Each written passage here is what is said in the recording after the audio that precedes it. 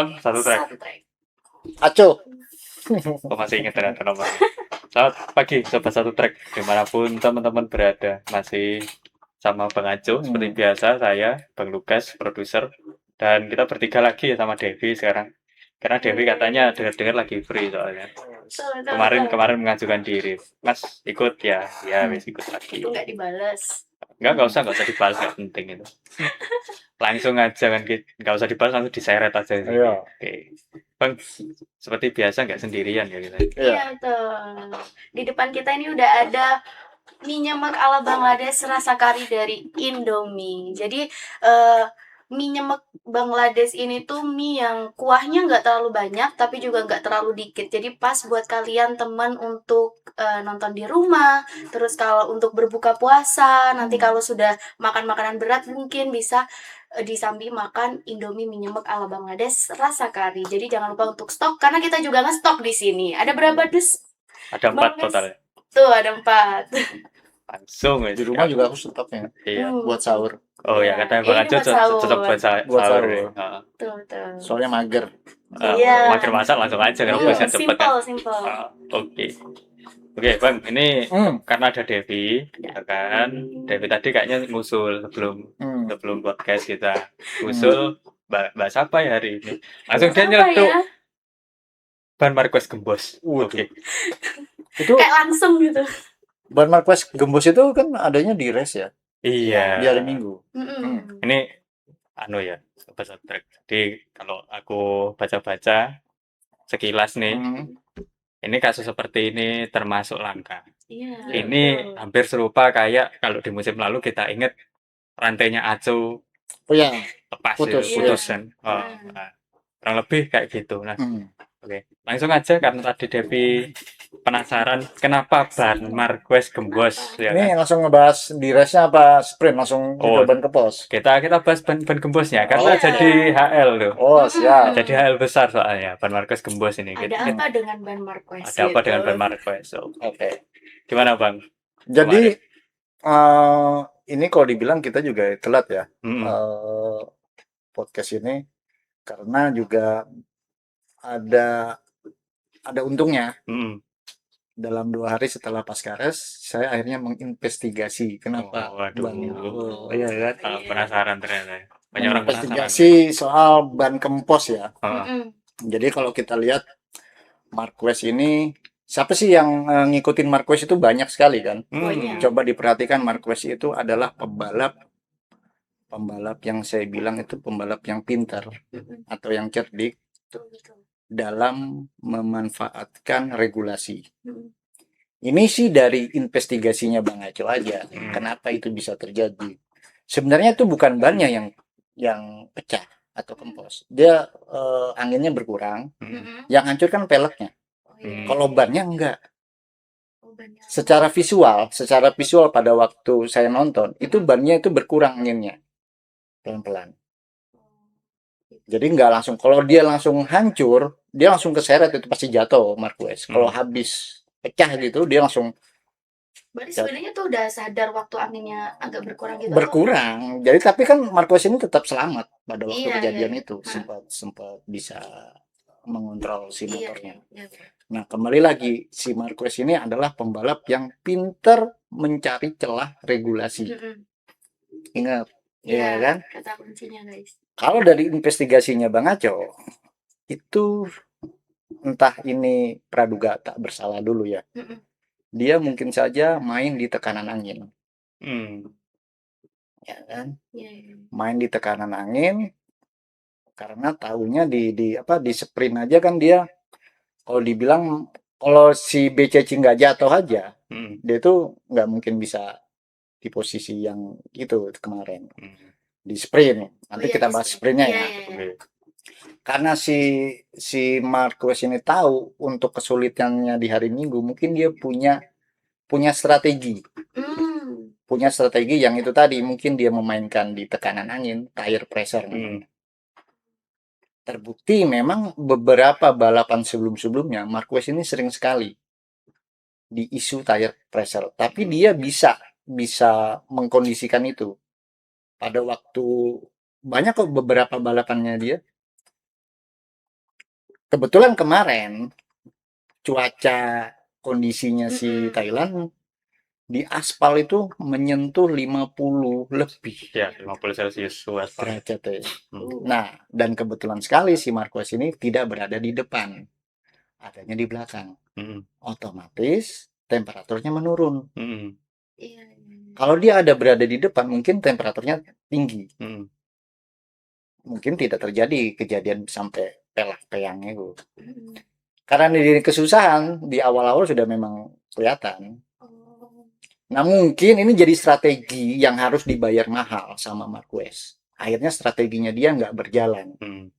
Dan yang harus dibayar mahal, kejadian lah pelah-peyang itu tadi. Hmm. Karena kalau dari pengakuan dari timnya, dia kan nabrak kerb.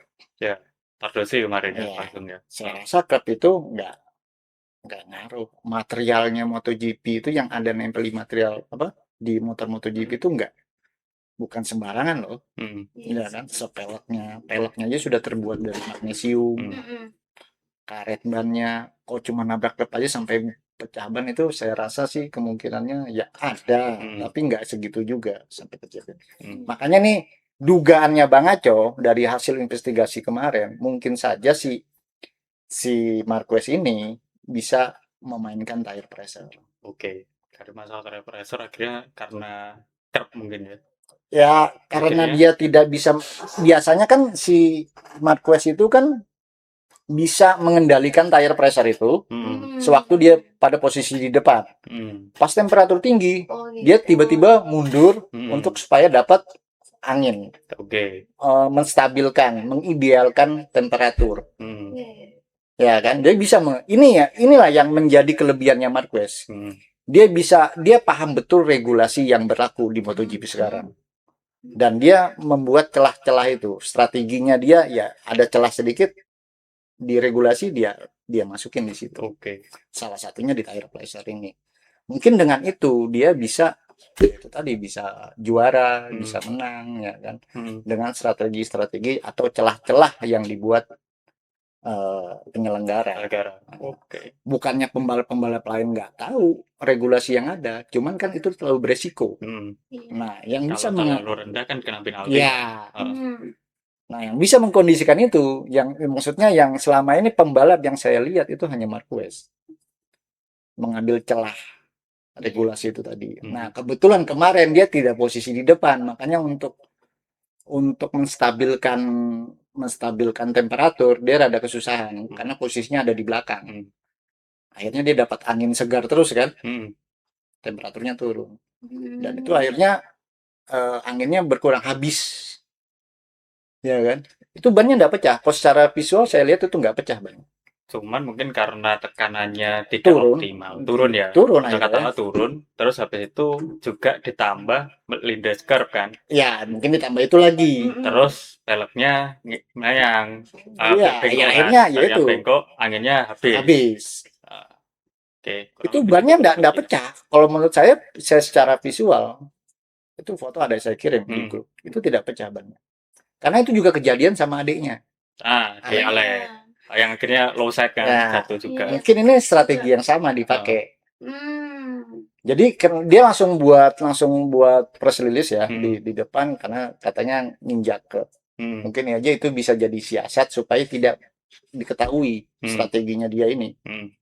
Mungkin kalau di awal lomba dia langsung diperiksa bannya, itu pasti sudah menyalahi aturan. Kalau memang itu benar tidak ideal. Tekanan itu sudah ideal. Tapi kan selama ini FIM kan ngelihatnya tire pressure kan dari setelah baru diperiksa lagi kan, ambil sampelnya gitu. Nah, buktinya Marco Bezzecchi yang di depan sendirian tidak pernah ada masalah, tidak pernah ada isu untuk tekanan angin. Selama ini yang sering kita lihat itu ya kan, karena ya itu salah satu kelebihannya Marquez, bisa memanfaatkan celah-celah regulasi yang ada. Jadi dari penjelasan Bang Aco kurang lebihnya seperti itu, yang masih investigasi ya. Yang sudah ada satu hal yang bisa dipatahkan, tidak ada ya Bang, sabotase ya Bang ya. Sabotase enggak. Itu adalah strategi yang harus dibayar mahal oleh tim itu sendiri, oleh Marquez itu sendiri. Itu salah satunya, kalau nggak sukses ya gagal. Ya, Iya. dapetnya kemarin Markus Bersaudara kira satu semua gitu. Mm-mm. DNF semua istilahnya. Iya. Dan bahkan kalau kita ngomongin race ya, yang ngalami ban kempos ternyata bukan cuman Bersaudara, bukan cuma Markus Bersaudara. Martin juga. Martin juga sempat, Ya. tapi kan Martin bukan di race kan Ya. waktu itu. Kalau nggak salah di praktisnya ya, Mm-mm. di sesi latihannya malahan. Dan kalau race itu yang ngalami ban gembos lagi nih si Joan Mir nih. Mm-mm. Joan Mir, Ya. Joan Mir ini biasanya apesnya kalau kita ngobrol sama almarhum ya musim lalu. Joan Mir ini apesnya kan selalu ditabrak sama temennya. Ya. Nah ini awal musim apesnya malah ban gembos juga ternyata. Di race juga. Di race juga. Yes. Cuman selisih 1 lap sama Marquez itu. Akhirnya nggak finish. Akhirnya DNF juga. DNF. Nah, akhirnya Honda cuma 3 pembalap yang finish. Oh. Ya kan, hanya Luca Marini, terus si Zarco sama Moreira yang finish kemarin. Makanya kalau kembali lagi ke ban kempos tadi ya, kalau memang kejadiannya itu bannya pecah, itu pernah kejadiannya kayak Loris Bas. Itu lagi di trek lurus, bannya pecah, itu langsung keseret dia. Dia nggak ada ampun, sudah ibaratnya nggak selamat kayak Marquez kemarin. Ya. Ban kalau sudah pecah pasti gelosor. Iya sih. Kemarin tuh anginnya berkurang makanya. Karena pelek kan. Itu juga yang kejadian sama saya di awal bulan kemarin, Bang. Nginjek bolongan di Jalan Brawijaya, yang kita sebut aja ya kan, biar siapa itu kan jalan nasional, siapa tahu segera dibetulin asal Iya, betul. Ya untungnya saya nggak jatuh, tapi pelek belakang saya melayang akhirnya. Ya anginnya hilang habis. Dan itu yang terjadi dengan Marquez kemarin. Bannya nggak pecah kan? Bannya nggak pecah. Tapi pelek karena peleknya ini ya kan? Iya. Karena bengkok peleknya, akhirnya tekanan air apalagi kan ban tubles, Bang. Iya. Nah, itu. Ya kurang lebih kayak gitulah teman-teman. Ya, karena kalau ban tubles itu memang mengikuti temperatur. Temperatur dia bisa meninggi, bisa menurun.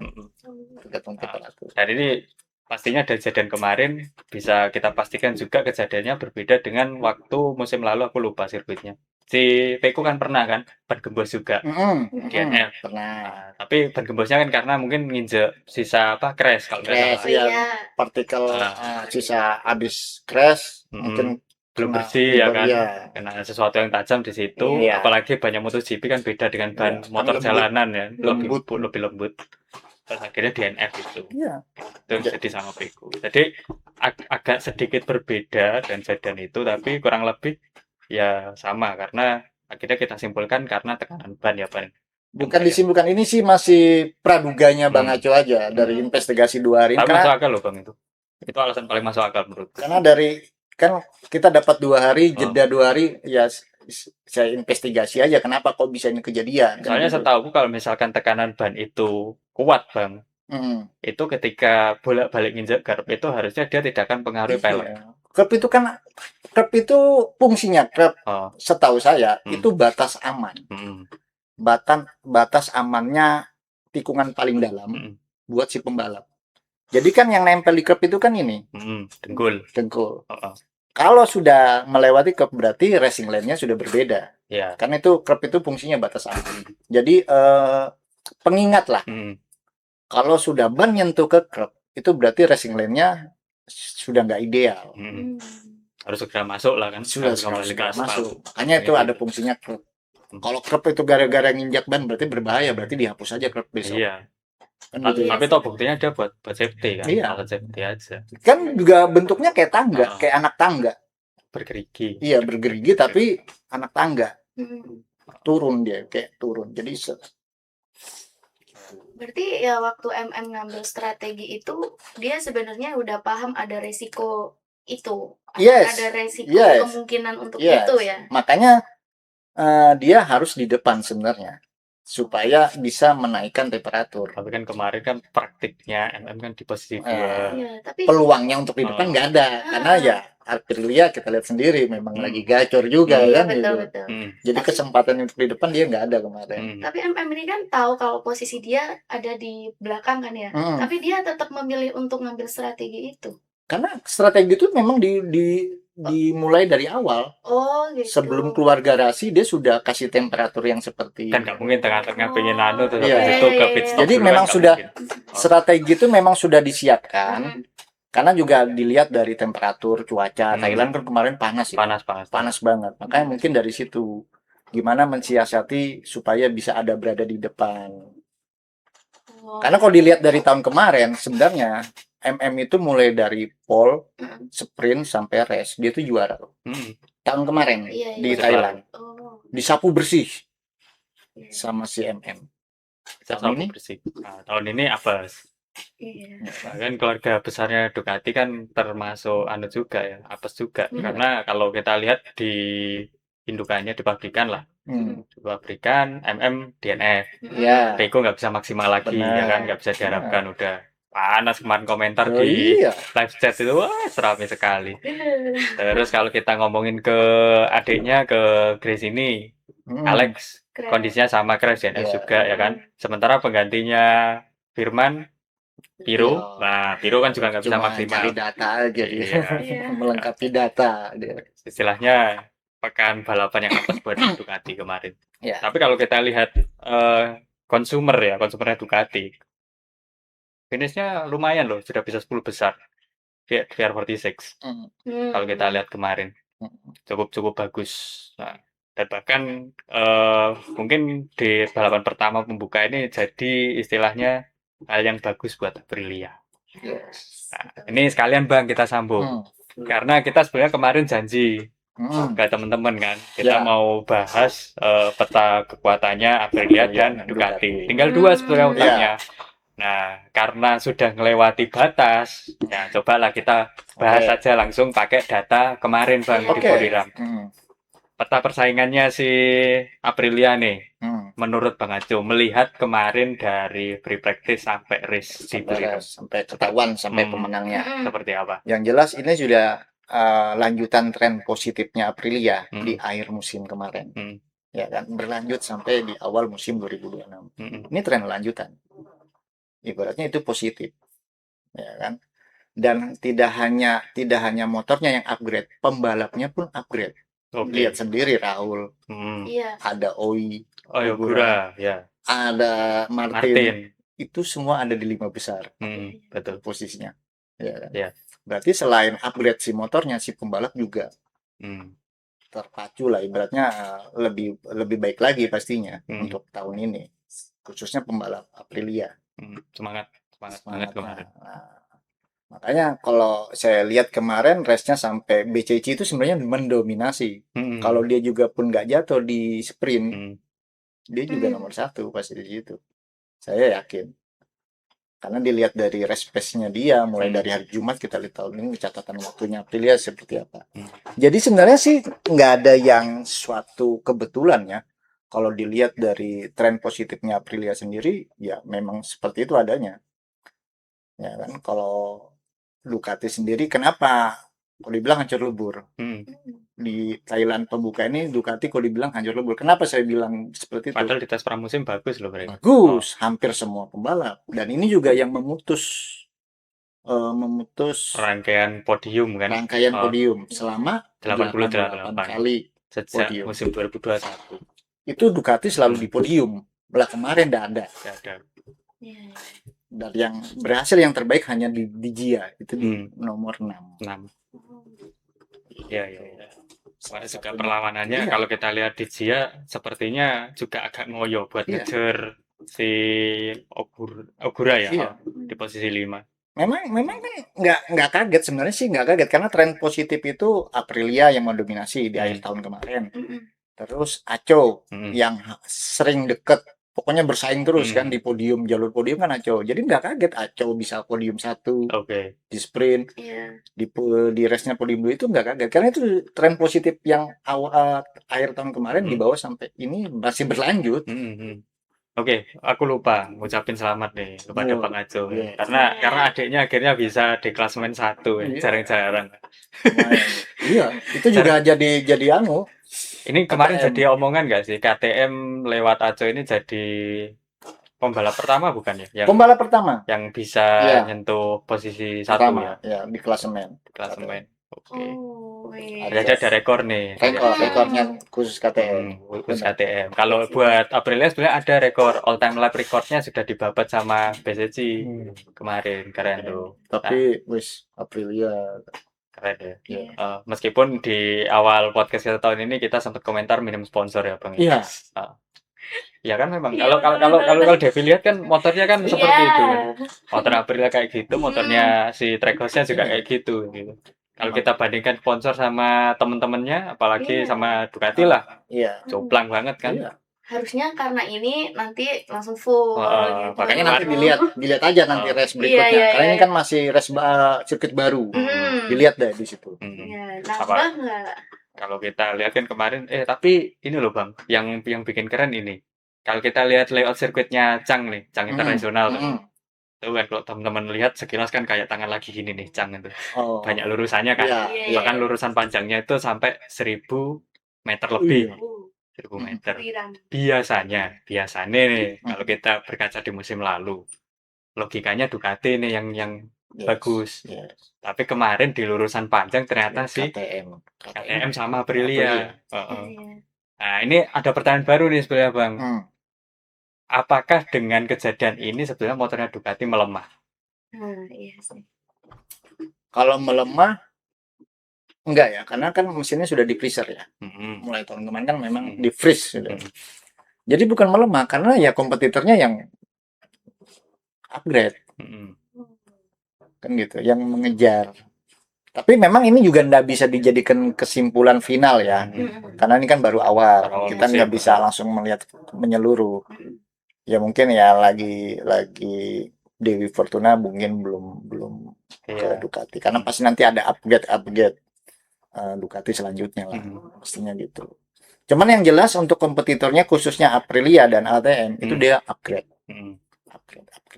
Makanya ya ditambah lagi yang tahun sebelumnya di akhir musim kita tahu sendiri BCC seperti apa, 3 kali berturut-turut juara, Aco yang sering memperebutkan podium, akhirnya ya enggak, tapi dia spesialis perjuangan loh Aco. Oh iya. Yes. Dia pembalap muda yang gila menurutku. Makanya kalau kita bahas KTM itu sebenarnya isunya masih degradasi ban. Nah, kalau dilihat dari 3 pembalap KTM sendiri juga kalau secara rapot juga nggak kayak signifikan kayak si Aco kan, rapotnya. Betul. Ya, kalau saya lihat si Aco kemarin juga dia pasti improve lah dengan gaya balapnya supaya bisa memaksimalkan ban itu tadi. Akhirnya kan sukses. Keren. Oke, Bang, kita sedikit geser ke sprint nih. Nah, di sprint ini sebenarnya ada putusan kontroversial kemarin.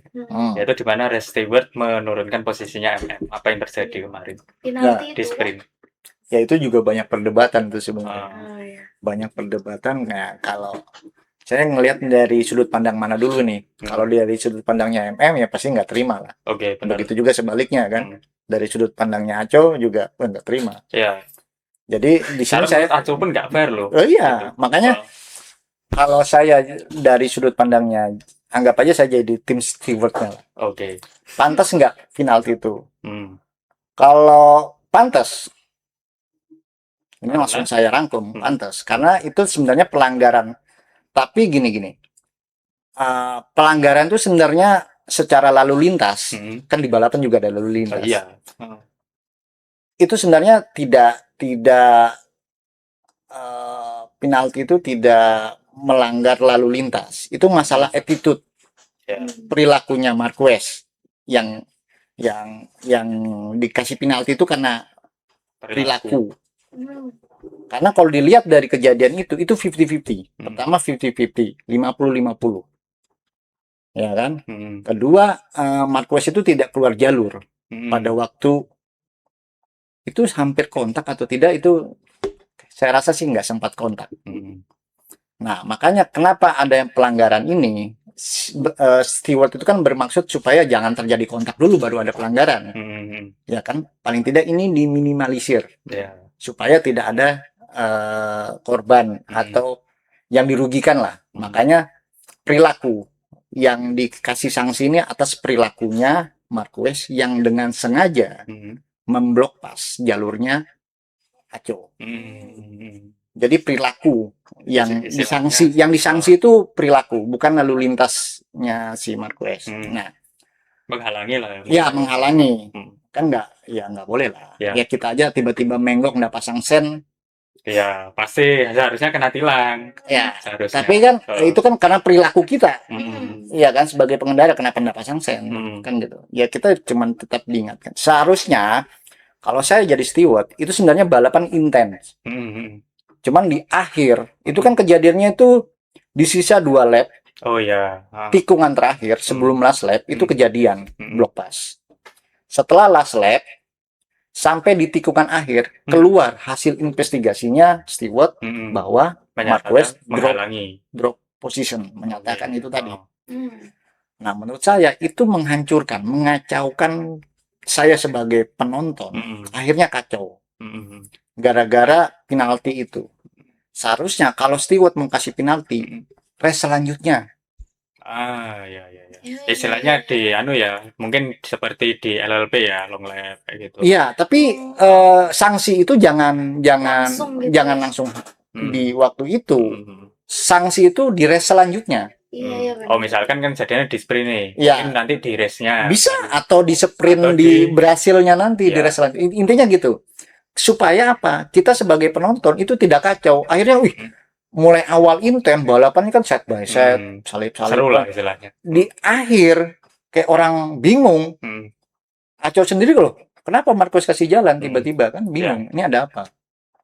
Kan gitu. Tapi dia mengeluarkan statement, sebenarnya tidak perlu ada penalti, saya bisa mengalahkan Marc Marquez. Saya rasa juga si Aco, kalaupun dia di posisi kedua, dia tuh pasti puas. Lagi fight, lagi duel sama seorang MM. Bisa fair lah ya, fair. Jadi lebih fair. Dan kejadiannya itu 50-50, seperti saya bilang tadi. Ya kan? Dan Marquez juga melakukan lalu lintas itu nggak keluar. Monggo kasih penalti, saya setuju itu penalti. Karena sanksinya tadi itu sanksi attitude, sanksi perilakunya Marquez yang dengan sengaja menghalangi. Dengan sengaja. Itu saya juga sadar dia sengaja untuk menutup itu. Tapi sanksi itu jangan langsung. Ya di race selanjutnya seperti kita kembali lagi kayak Sepangkles, si Rossi nendang. Race tetap berlanjut toh. Ya. Hasilnya tetap sama. Hasil poinnya tetap dia dapat. Di race selanjutnya dia dikasih posisi paling belakang. Ya kan, sanksinya si Rossi. Seperti itu aja. Jadi tontonan yang ini tetap menarik. Iya. Ya. Ini kejadiannya kurang lebih 11-12 sama F1 sebetulnya, Bang. F1 juga sering kejadian seperti itu. Yang mana kalau kita lihat di ajang balap sebelah di F1 ya, itu kan sebetulnya penyebabnya karena multitafsir dari race steward-nya. Sampai waktu itu ada usulan kalau di F1, gimana kalau race steward ini sepanjang musim itu orangnya sama. Nah, selama ini kan kita kalau ngomongin komisi ini tukang tilangnya lah wasitnya balapan ini kan setiap sirkuit beda-beda. Itu juga. Nah, padahal regulasinya satu nih, regulatornya satu, regulasinya satu, cuman karena mungkin wasitnya beda-beda, pastinya di masing-masing sirkuit punya apa istilahnya, cara untuk menafsirkan regulasinya. Yang mana kira kemarin kejadian kan di MotoGP kemarin. Kejadiannya kasusnya si Marquez. Itu kan dengan mungkin posisi yang tadi saya bilang seperti itu, kalau memang ada sanksinya di race selanjutnya. Itu kan tidak mengorbankan tontonan yang menarik. Ya, akhirnya jadi kacau kan gitu. Ini ya Bang ya, musim lalu seperti Marco Bezzecchi di Mandalika. Kan sanksinya baru di Australia ini. Ya, seperti itulah. Kalau itu lebih, menurut saya sih lebih lebih bijak lah. Lebih bijak. Karena ini mulai dari awal sudah ibaratnya sudah duel full, intens, di akhirnya kacau. Saya juga yang nonton awalnya, ibaratnya saya nonton itu sudah tidak noleh kemana-mana, noleh ke televisi kan. Tiba-tiba dengan dikacaukan seperti itu, wah kok begini nih. Ya akhirnya kalau dibilang seru, ya enggak juga akhirnya. Aneh gitu. Seharusnya Marquez tetap di nomor 1. Dibiarkan aja. Kalau perlu dinantikan, apalagi hasil investigasinya itu hitungannya 1 putaran. Investigasi berjalan, habis itu langsung keluar penalti, drop posisi. Nah itu aja si Marquez bisa ngontrol. Drop posisi itu tinggal tikungan terakhir loh. Kalau drop posisinya si Raul itu sempat nyusul, dia bisa jadi juara 3 loh. Iya, benar. Iya kan? Makanya Marquez kan sudah noleh-noleh ke belakang tuh. Ayo balap aku supaya aku bisa di belakangnya, di runner-up-nya kamu. Ataupun masih bisa ada kesempatan buat nyalip lagi kan si Aco-nya. Kan itu tikungan terakhir. Iya. Untungnya Raul gapnya jauh. Jauh ya. Nah, kemarin tuh juga sempat kalaupun si Marquez mengabaikan peringatan itu, kan ada peringatannya di dashboard. Ya. Dia tetap kencang.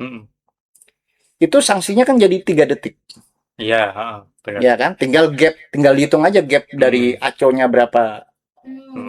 Kalau masih di atas 3 detik dia masih bisa aman. Tapi kalau di bawah, tapi yang jelas di bawah 3 detik itu gapnya. Dia masih bisa si Raul. Mungkin Raul aja mungkin udah nyampe 3 detik. Iya, masih kontra ya masalah. Iya, kalau menurut saya sih seharusnya itu tetap berjalan perlombaan itu, balapan itu seharusnya berjalan natural. Karena yang kita cari sebagai penonton itu duel, bukan touring ya kan gitu.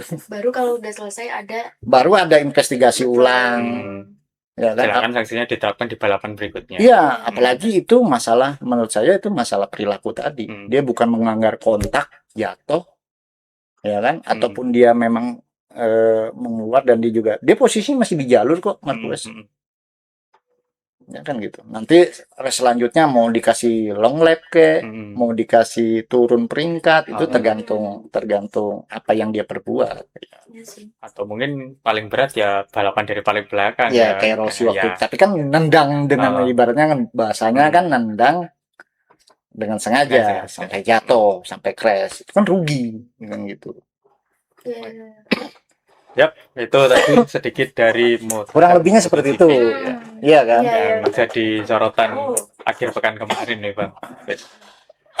Soalnya kalau tiba-tiba saat itu juga otomatis yang penonton ini kan nggak sempet menganalisa kayak emang tadi ngapain gitu. Kenapa gitu loh. Kalau pas waktu udah selesai mungkin masih bisa ngeliat ulang di tontonan video gitu kan.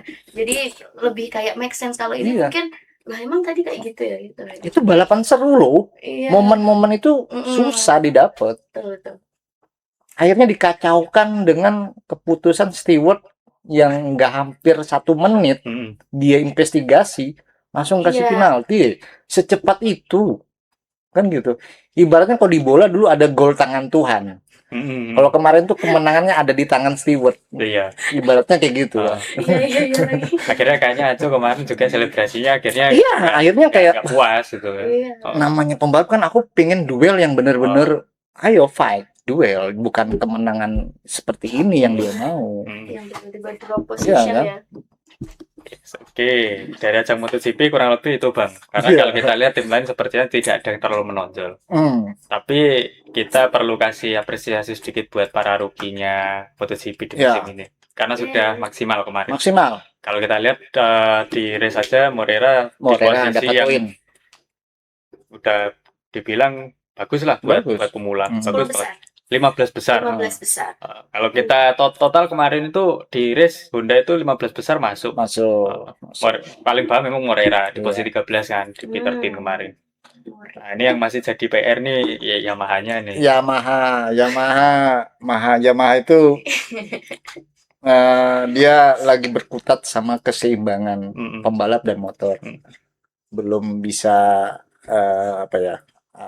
untuk motornya mau digimana ini kan gitu. Ibaratnya keseimbangan aja dia belum bisa dapat.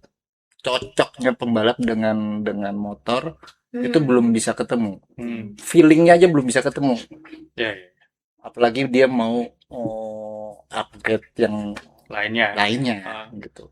Itu sih khususnya kalau KTM dari 3 pembalap yang di luar Aco ya dia tinggal improve aja.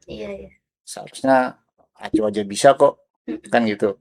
Kenapa yang lainnya nggak bisa? Kalau sebenarnya aku berharapnya ke Tech 3 loh, kemarin baru dapat investor seger kan, harusnya lebih seger lah ya. Apalagi Vinales sudah dilatih sama Lorenzo ya kan, seharusnya lebih improve. Ini motor mau digimanain ya kan gitu. Karena ini sudah maksimal KTM. Buktinya si Aco aja bisa memaksimalkan kok. Kenapa yang 3 pembalap ini kurang? Berarti kan tinggal improve pembalapnya aja. Bener. Betul, Itu betul, aja sih. Kalau nanti diutak-atik lagi KTM-nya malah tambah hilang Iya. arah. betul. Sudah, ini sudah cukup KTM. Gitu.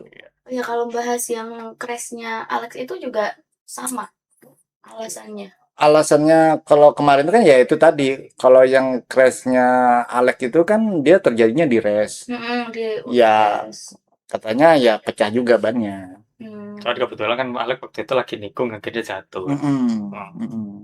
Makanya itu kan kita bahas yang tadi itu. Iya, Mungkin dia sama punya ya. strategi yang sama. Kebetulan dia nih Marquez brother, ya kan. Dengan dilihat cuacanya panas tadi tuh, turunin aja temperaturnya. Barangkali. Ini Ternyata praduga tak bersalah. Iya, ternyata dua-duanya malah. Malah DNF. Kalau Nah, yang ya, gitu. itu yang harus dibayar mahal kan gitu. Ya. Pelajaran juga nih. Apalagi balapan di depan juga masih di daerah tropis, Ya. Pak. Jadi ada kemungkinan kejadian di Chang kemarin juga sama gitu. Bisa terjadi juga di Brazil besok. Bukan pekan ini, masih pekan depan ya. Iya. Depan. Tanggal 22.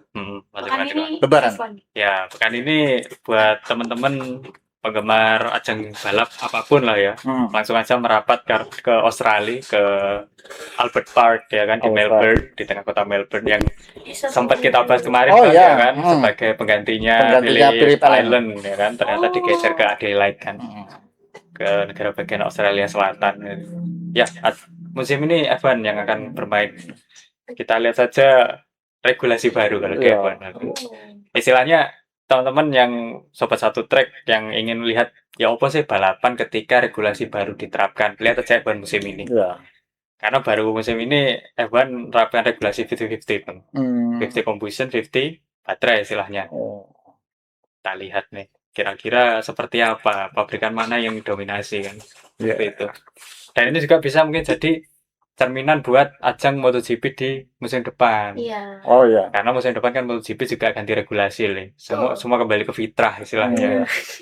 Dari mesin yang besarnya 1000 cc di sering istilahnya jadi 850. Kemudian ban nanti juga akan beda ya Bang ya. Tim pun beda. Timnya juga beda karena sudah tidak mengadopsi satelit-satelitan lagi, ya kan. Otomatis ketika semuanya berubah, kondisi akan berubah. Semua tergantung nanti kecakapan tim membuat motor dan juga pembalapnya. Kurang lebih gitu. Betul. Next ke ajang bawahnya nih. Ini sebenarnya aku akhirnya nonton Moto3 yang paling bawah ya kan. Ini seru. Serunya gini karena di ajang bawahnya MotoGP ternyata banyak pembalap Indonesia. Gitu. Kita sebut saja di Moto2 ada satu kan tetap Mario Haji nih. Mario Haji masih tetap bertahan tuh. Kemudian di Moto3 ada beda nih. Rookie gila kalau aku bilang. Karena kemarin start P5 finish P5. Meskipun sempat beberapa kali tersalip. Kalau kita lihat sepanjang balapan. Terus di Moto4 seperti biasa, Astra udah motor ya, AHM, didikannya AHM ada 4 pembalap yang dikeluarkan. Dan secara aja kemarin Sabtu di race pertama sudah ada yang langsung podium di P3. Kita sebut si Bintang ya. Bintang nih. Dia akan menjadi seorang bintang. Iya, semoga bisa jadi bintang beneran. Seperti Veda. Karena kalau kita lihat Veda kan mainnya dulu kan juga dari Idemis Asia Talent Cup ya, Pak, yang sekarang jadi Moto4 Asian Talent itu. Karena kan sudah nggak pakai itu kan. Beda untuk mempersatukan branding istilahnya kan. Kemarin ada 4 pembalap dan bisa podium. Meskipun di race keduanya tidak podium, tapi 2 pembalap Indonesia 10 besar masih kan. Apalagi di DA-nya AHM, keren ya AHM. Kalau kita lihat jadi pusat perhatian Indonesia sekarang karena Veda efek. Veda efek. Nah, kita ngomongin bedanya dulu nih di ajang balap Moto3. Kira Bang Ajo nonton kan. Padahal Moto3 itu aneh sebetulnya kalau kita lihat ya. Anehnya kenapa? Kita biasanya lihat MotoGP motornya gede-gede ya kan. Balapannya seru, kenceng-kenceng ya kan. Terus lihat Moto3 motornya lebih kecil, lebih ramping ya kan. Juga tidak secepat kakaknya.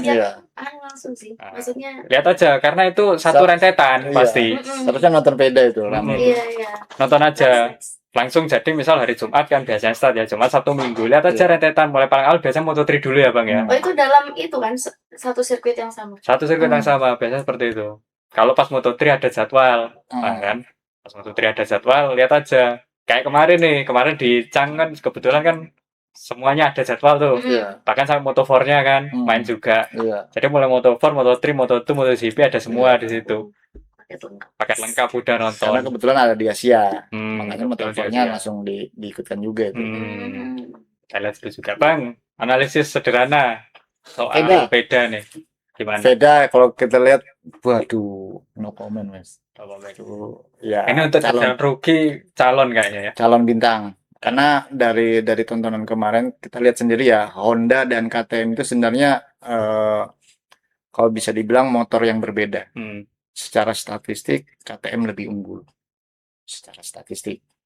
Dan itu diakuin di ajang Moto3 itu KTM yang lebih baik ketimbang Honda.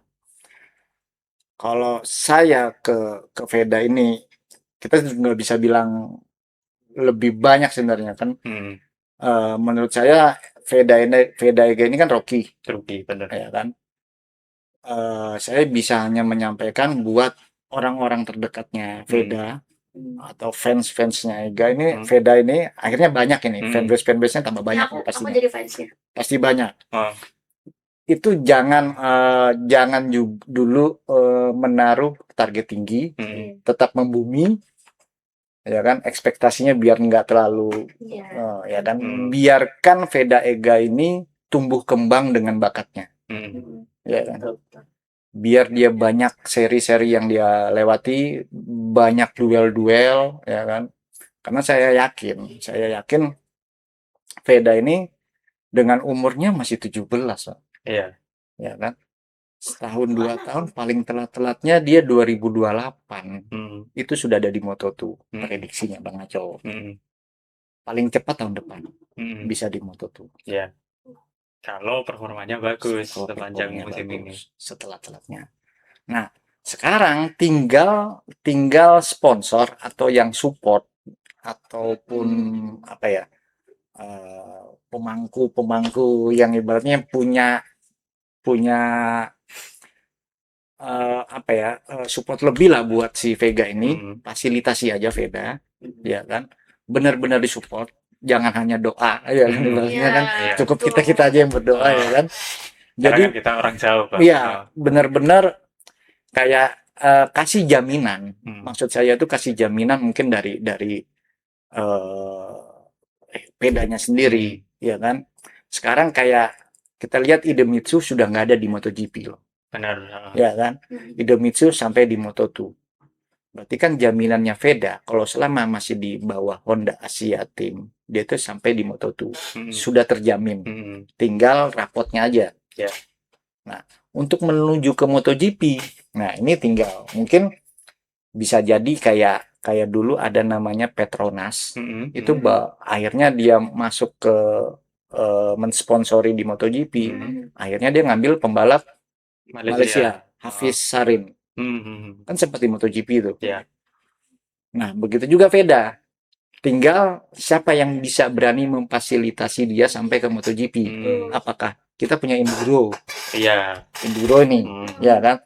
Perkara nanti motornya itu nanti dia pakai Ducati atau gimana, itu nanti tinggal menyesuaikan. Karena kan Veda ini masih di naungannya Honda, kan gitu maksudku.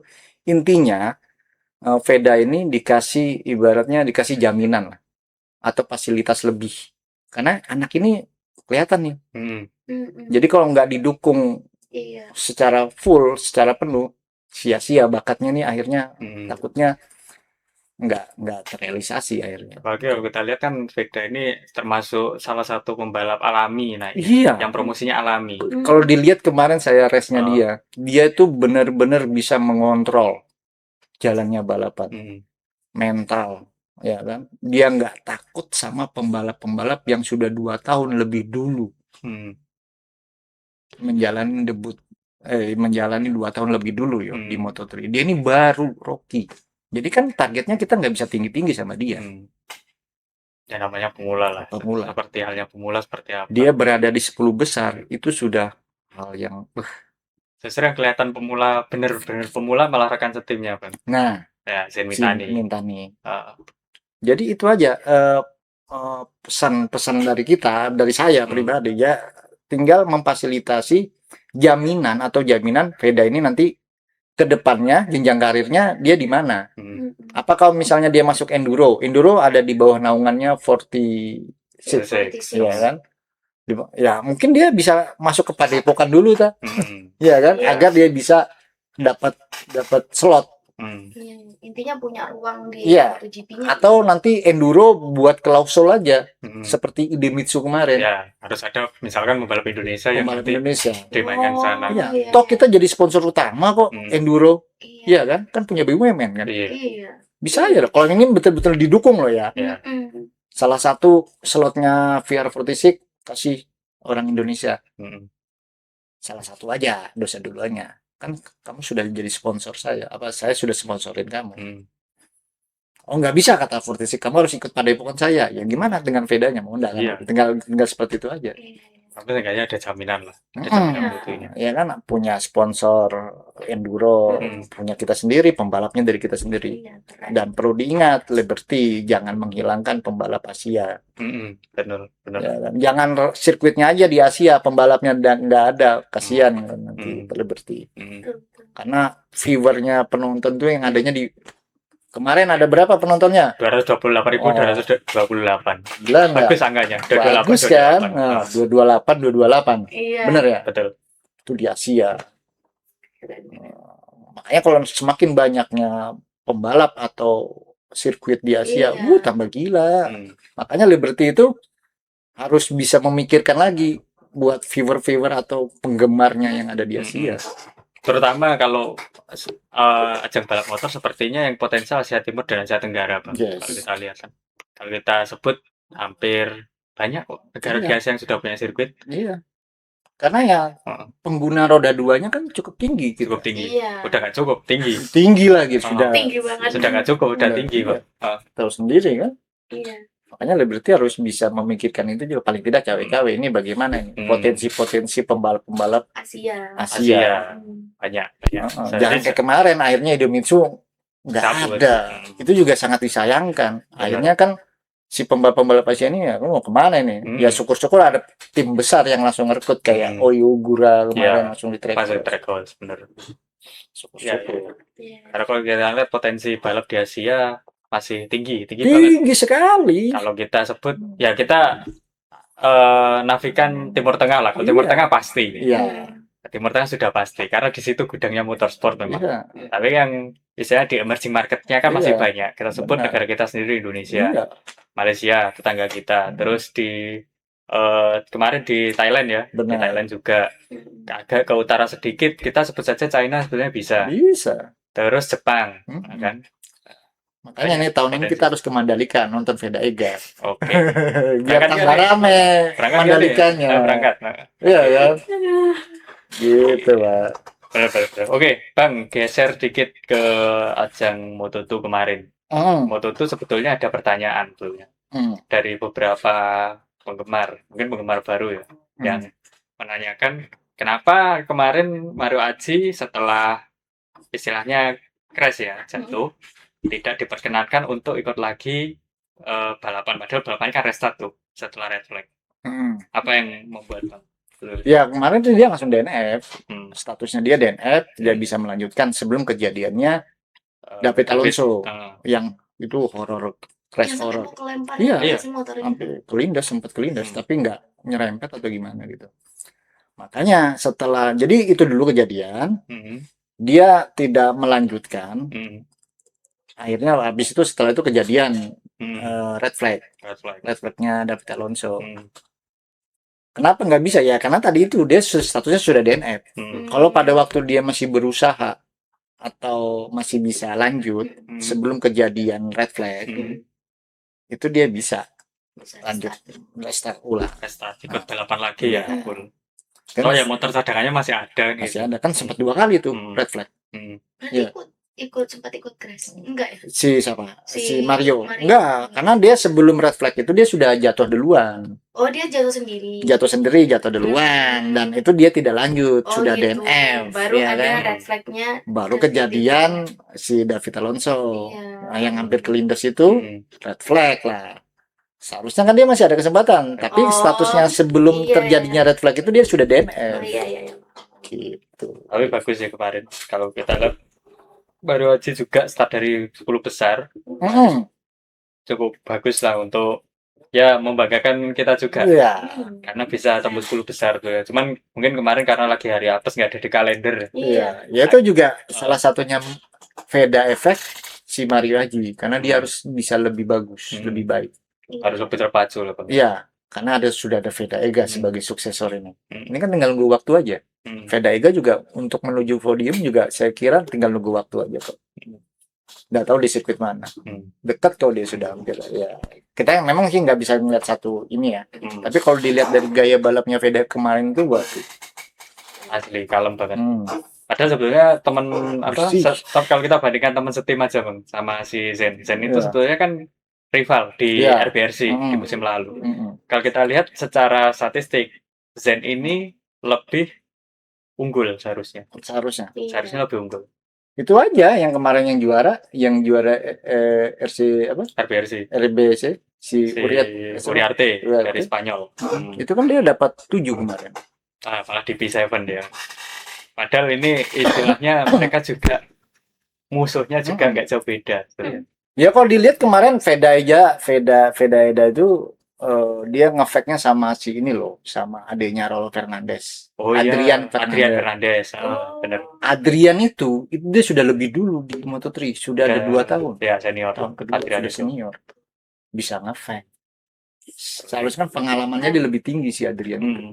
Iya. Jam terbangnya lah. Jadi makanya si Veda Ega ini kita jangan menaruh atau kasih target yang tinggi-tinggi. Sudah biar aja dia tumbuh kembang dengan bakatnya kan gitu. Cukup nikmati aja. Cukup nikmati. dulu. Mm-mm. Biar apal dulu lah. Iya, ya, apalagi Bang. umurnya masih 17, masih ada Masih panjang. masih panjang. Jadi jangan jago cepat-cepat. Juga mau cepat-cepat ke moto tuh itu juga nggak baik, Hmm. Iya. ya kan? Paling tidak dia dapat rapot yang bagus dulu di Moto3. Tapi kan ini bang, ngomongin Veda lagi nih, Hmm. mundur lagi. Veda kan kayaknya udah gini sama Red Bull kan. Iya dong. Sudah sponsor. Berarti ada kemungkinan nanti bisa naik KTM. Bisa, Hmm. bisa. Bisa. Jadi ada. Makanya tinggal sekarang Honda Asia itu Hmm. kasihlah dia material atau spare part yang benar-benar update, Hmm. ya kan, untuk kedepannya. Hmm. Bukannya sekarang motornya dia yang nggak bagus ya, bagus. Cuman ya itu tadi kasihlah yang benar-benar insinyur atau dari Jepang, apalagi itu Honda ya kan. Hmm. Benar-benar ini motornya si Veda ini benar-benar di setel untuk mumpuni lah. Karena kalau pembalapnya jangan diragukan lagi, sudah ini sudah gacor kan. Menurut saya kan gitu. Tinggal pendukung-pendukungnya ini aja lagi. Jangan setengah-setengah lah. Intinya pendukung-pendukung untuk si Veda ini jangan setengah-setengah. Harus betul-betul di push bakatnya dia. Gitu. Karena kita ngarep juga sebenarnya. Ngarepnya gini, teman-teman. Nanti berapa tahun lagi harus ada lah pembalap Indonesia yang ajang MotoGP lagi gitu. Udah lama loh kita nggak lihat. Saya tahun berapa? Oh, tahun kapan aku kecil itu kan ya. Udah lama banget. Ya apalagi ada Mandalika, ada pembalap Indonesia, tambah rame. Kalau kita ngomongin Mandalika sendiri, sebenarnya Mandalika sudah mulai aktif sih bang. Iya. Aktif di ajang balap manapun kalau aku bilang. Karena kemarin saya ingat saya Mandalika juga ini juga kan ikut ajang Formula 4 sebetulnya. Ngembangin mobil juga dia. Iya. Nah itu banyak sebetulnya yang bisa. Lagi asik lagi kalau sebenarnya pemerintah support ke pengembangan olahraga motorsport. Iya. Khususnya ya pembalap kita. Ya. Jadi lebih banyak gitu. Iya. Jadi juga Mandalika banyak event gelaran di situ kan juga bagus. Betul. Akhirnya nanti meniru ini ya Spanyol ya bang. Iya. Tapi saya rasa sih Liberty kayaknya trennya nanti bakalan ke sini deh, ke Asia. Karena katanya kan dengar jatahnya Spanyol maupun Italia katanya mau dikurangi. Mau dikurangi. Iya benar.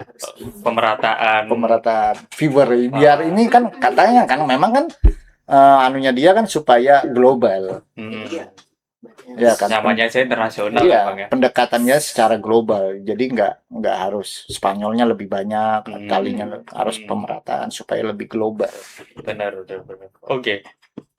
Mungkin dari saya cukup, Bang. Nah, Ya. ini kita ke Devi nih. Devi biasanya punya banyak pertanyaan menarik sebenarnya. Iya, Dek. Pertanyaan-pertanyaan mungkin dari itu ya. Kalau si Veda Ega ini berarti untuk bisa ke Moto2 ya. Untuk yang selanjutnya Moto2. Itu tadi paling cepat katanya bisa di tahun depan. Perkiraan. Oke, ya makanya paling paling telat itu 2028. Ini menurut Oh, saya, iya, iya, menurut iya. keyakinannya Bang Ejo ya kan. Itu 2028, paling cepat itu tahun depan. Itu kalau untuk naik gitu ya, untuk naik klasemen gitu hitungannya, itu harus ada yang manggil atau memang bisa mengajukan gitu? Itu dari rapot, dari Terus? rapotnya si Veda sama yang di Moto2. Moto2 ini Ada. begini-gini aja nggak rapotnya atau ada peningkatan. Kalau misalnya si ini contoh kita Mario. Kalau Mario ini lebih baik juga, mungkin si Veda bisa ketunda.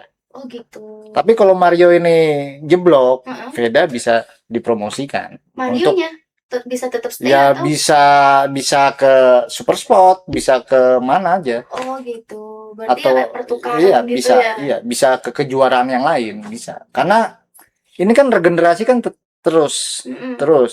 Kalau yang di atasnya ibaratnya stuck, si Mario tidak. Mario ini sudah tahun ketiga.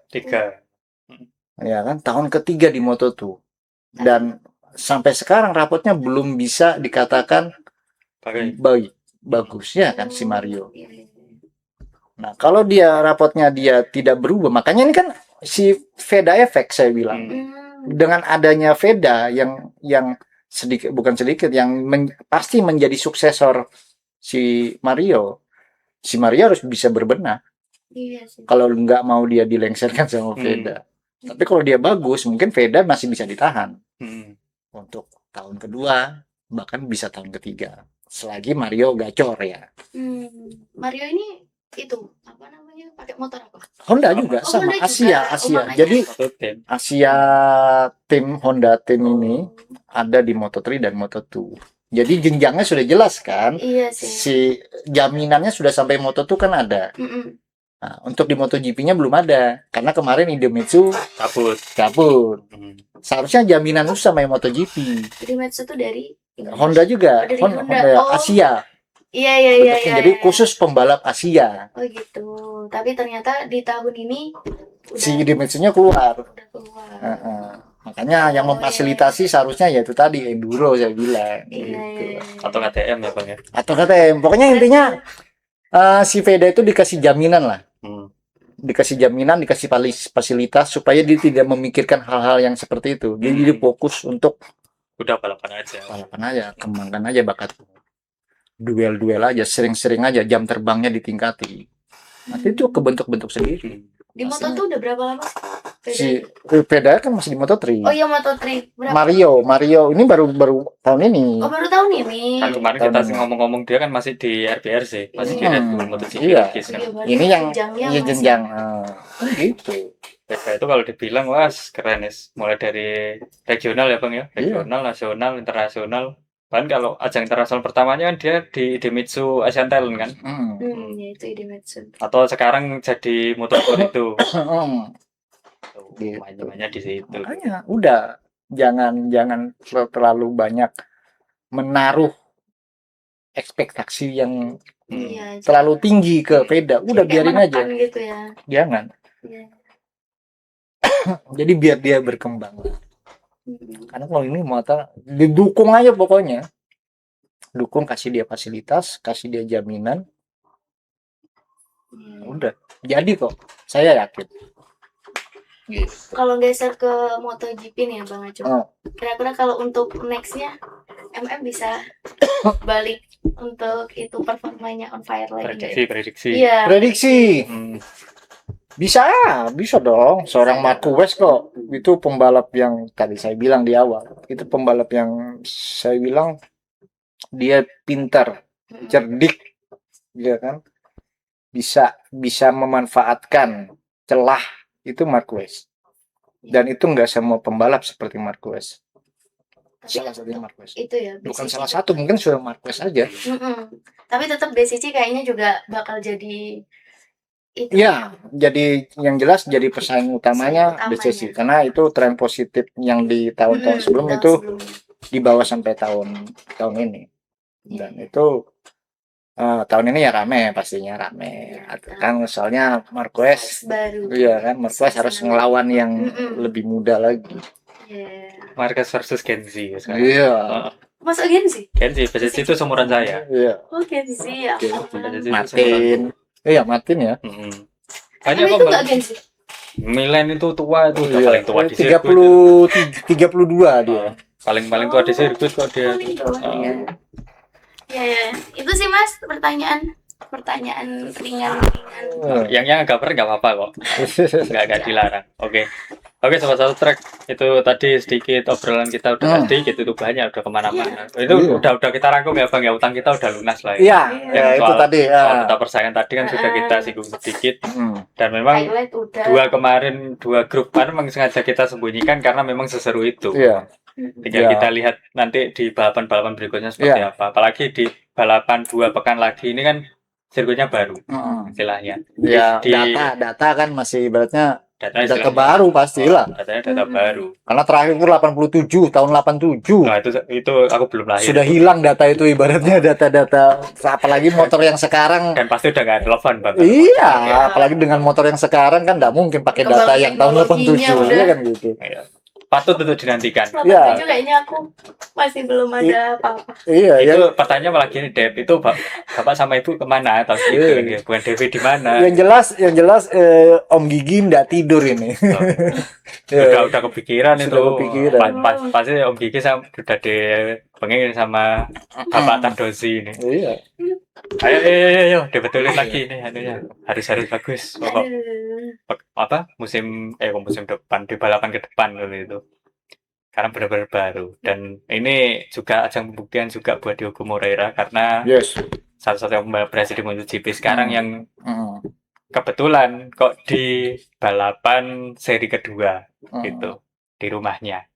Patut untuk dinantikan nanti seperti apa. Yang jelas pasti akan seperti di Mandalika ya Bang. Kalau di Mandalika kan biasanya kan rame-ramenya kan ketika Moto2 Moto3 main tuh, karena ada balap Indonesia kan biasanya. Ya banyak tuh. Seru. Besok kita lihat lah di Brasil pasti fansnya Moreira ada banyak. Banyak banget.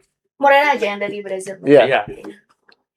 Ini termasuk pembalap langka karena nationality-nya nggak begitu banyak. Beda kan. Biasanya kalau Brasil itu bola.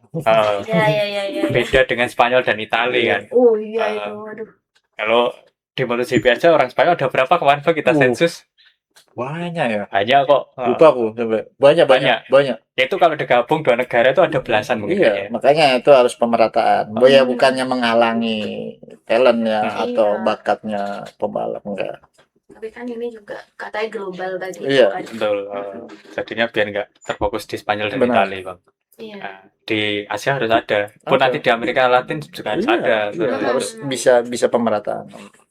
Oke, Sobat Satu Track, itu sedikit pembicaraan kita pagi hari ini. Ya, mungkin kalau Sobat Satu Track ada kritik, saran, pertanyaan, atau apapun yang mau dibahas, silakan seperti biasa di kolom komentar. Jangan lupa diaktifkan tombol subscribe-nya juga sama loncengnya. Betul. Juga ketika nanti nonton MotoGP atau mau sahur kayak jangan lupa untuk stop Indomie Minyak ala Bangladesh rasa kari. Bisa nggak di zoom? Oh bisa, bungkusnya yang ini pokoknya ya. Iya. Nanti muncul ting. Nanti linknya ada di deskripsi seperti biasa. Keranjang kuning. Dari keranjang kuning. Oke, Devi, Bang Aco, terima kasih. Seru juga perbincangan kali ini. Saking serunya sampai nggak selesai. Ini nggak tahu nih nanti jadi berapa jam, kayaknya panjang. Tapi poin-poinnya ketemu ya. Poin-poinnya ketemu. Mulai ban pecah, penalti, paham banget ini udah masuk. Karena kita sebenarnya kan di musim ini konsepnya sedikit kita rubah lah. Kita pengen tahu, kita ngikutin aja kira-kira teman-teman atau penggemar MotoGP pada umumnya itu pengen tahu apa, nanti kita bahas bareng. Kan kalau musim lalu kan kita fokus ke analisis teknisnya balapan nih. Kita pengen nyoba sedikit lah ngikutin kira-kira yang lagi viral diomongin Iya. apa ya. Iya. Kayak gimana. Gosip-gosipnya apa ya? Konsepnya apa seperti itu. Nah, jangan lupa ya sobat, nanti di 2 pekan lagi jangan lupa nonton MotoGP Apa gitu? Brazil. Ngedukun. Ya Next dukun video. nanti Kedukun. kita Di- tunggu Amin Iya. Amin inilah Amin Hmm. 2 Amin 3 Ya, balapan nanti kita di Brazil. japri-japrin aja lagi. Iya. Di Karena kan pasti sudah agak longgar ya. Kita Hmm. kemarin kan agak kepotong karena ada kegiatan lain yang Hmm. krunya kita minimalis ya. Jadi ketika ada yang lebih urgent ya kita Iya, dahulukan lah. betul. Ini mumpung kita lagi free. Oh ya, Oh, lagi sampai free. kapan nih? Ya. Sampai Ramadan ya? Iya, sampai Ramadan masih sampai minggu depan soalnya. Hmm. Tapi tenang aja karena sudah tinggal berapa sekolah aja. Siap. Tinggal berapa sekolah. Jadi kita masih bisa lah ketemu. Besok hari Kamis kita masih bisa ketemu kok. Aman. Oke. Kita nanti ngomongin update lah, updatean apa kira-kira di Iya. ajang MotoGP yang bisa kita bahas. Nanti kita update aja kayak gitu. Oke. Terus buat teman-teman yang penggemar ajang balapan lain ya, F1, Hmm. pekan ini race week, saksikan aja Gimana langsung Mas? apa ya? Itu Balapannya. Balapannya di Australia, di langsung di Australia. Australia. Itu ya di sirkuit itu ya. Di sirkuit Albert Park. Albert Park. Di Albert Park di Melbourne. Jalan Dekat raya. Victoria. Enggak, Strip. Albert Park. Oh, bukan. Bukan. Di Melbourne. Bukan di Jalan Raya. Yang Jalan Raya kan Adelaide kemarin. Oh kan, iya, yang kita Adelaide. bahas kemarin. Iya. Ini enggak nih, ada di sirkuit. Nonton aja di platform streaming resmi Betul. kesayangan kalian dimanapun ya kan. Karena biaya langganannya murah kok. Apalagi kalau itu ada yang banding sebenarnya sama MotoGP-nya. Cuman bayar ya sekitar 65.000 per bulan. Hmm. Kita Ditambah udah bisa BBM. nonton semuanya. Oh, bisa MotoGP nanti bisa F1. Langsung deh 1 bulan. Cukup bayar gitu aja. Dan jangan lupa nih Indomie-nya juga disiapkan. Harus Ya kan? stop. Tapi karena ini bulan puasa ya, Iya. tolong nanti makanya jangan siang hari ya. Tunggu buka dulu. Tunggu buka. Atau nggak sahur. Mm-mm. Nih harusnya kita itu ada makan bersamanya gitu. Oh iya. Cuman waktunya ini bulan Ramadan. Ya nanti lah, nanti habisnya Lebaran lah nanti biar Devi nanti yang ini, yang Lebaran nanti. review nanti. Kita maaf-maafan ya. Maaf-maafan. Kita review sambil kita habiskan nanti karena stoknya masih banyak ya kan. Iya. Ya betul, masih banyak banget. Karena Dewi kayaknya juga penasaran rasanya Bangladesh kayak apa sih yang gitu. Mm-mm. Oke. Ya udah seperti biasa kita tutup sampai jumpa lagi sobat satu track di episode berikutnya. Seperti biasa salam satu track. 54. Nggak ada 54.